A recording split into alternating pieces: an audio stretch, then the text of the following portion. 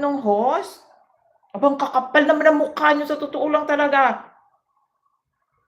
Kasi nakita ko talaga yung like 6, 3, sabi ko, pero 'pag nag-live nasa 20, 30 something, gano'n kayo kadami, pero pagdating sa ano wala kayo? Ang kapal naman ng mukha niyo. Ay, kaaga-aga, sorry Lord.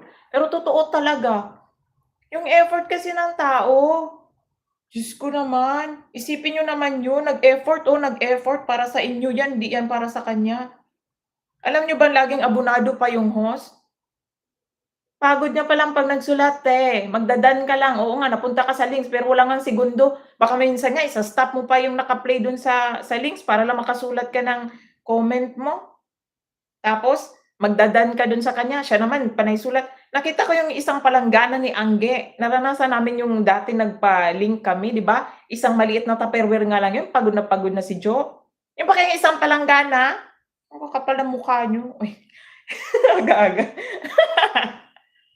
Totoo naman, kidding aside. Kasi iniisip niyo si Angge mabait, tahimik. Aba, sobra-sobra naman kayo. Naku, naawa bantay kapag pumasok kayo sa'kin mapapagalitan ko kayo talaga. Kasi hindi kahit kahit minsan lang ako magpa-entry pero alam ko yung ano niyan, yung tinitiis nung mga nagho-host diyan. Aba, hindi kaya madaling maghanap ng sponsorship, ha?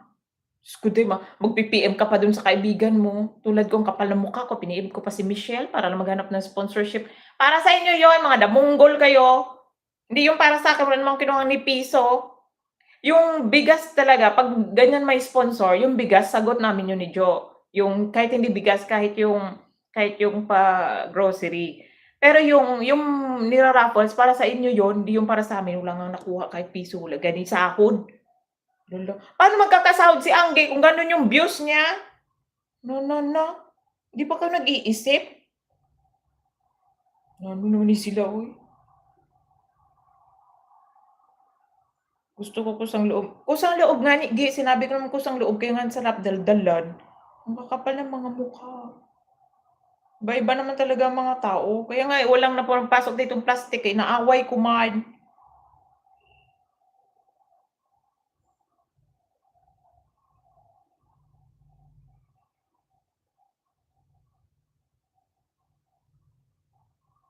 Gawa ka ng playlist Gi, kaya i-play ka ni Jo. Aray ko, constant takot naman ako. Bakit ka na naman natakot? Ano namang problema mo? Ninang Sexy, good morning. Ninang Sexy, manood ka ng upload ni Angge, Kahit short videos lang, tapusin niyo naman. Huwag ka na magtaka ganyan sa YT. Well, oo nga Ate Lay, hindi ako magtataka. Pero kung pa-entry ka ng pa-entry dito, tulad ng kay Angge, pa-entry ka ng pa-entry tapos hindi naman marunong mag-support, hoy lumayas kayo. Hindi ako ay talaga lang, lumayas kayo, hindi naman si Angge naghahanap ng sponsorship para ibigay lang sa inyo tapos di kayo marunong mag-support. Kakapal niyo. Eh, di dun sila sa ibang pa-entryhan. Why not?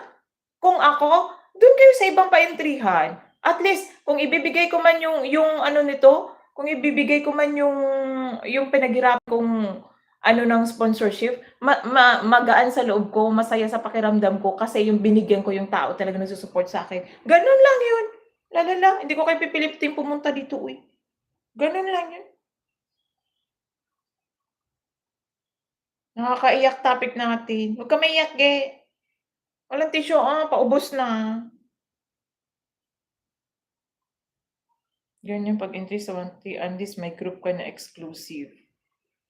Wala din naman akong group, Ate Lay. Kaya lang, you cannot ano naman kasi nasasabihin mo na, "Ay ganyan sa YT, ganyan sa YT."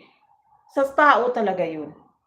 Totoo, sa tao talaga yun. Kasi 'di ba sabi ko nga sa inyo, hindi ako mahilig mag-ikot. Hindi ako talaga pala ikot kasi nga busy ako. Pero 'pag dumaan talaga yung sa wall yung feeds, papanoorin ko 'yan. 'Pag may time ako nangangalkal din ako. Kasi kawawa naman yung tao. Diyos ko naman, uy. Mag-entry muna mi ha. Sige na me, mag-entry ka. Ano nga ni yaw-yaw mo, halin sa umpisa be, wala ko kaabot ami. Bisit yung laway ko na talse. Ang gagang agpalo. Tampaon na kakaroon.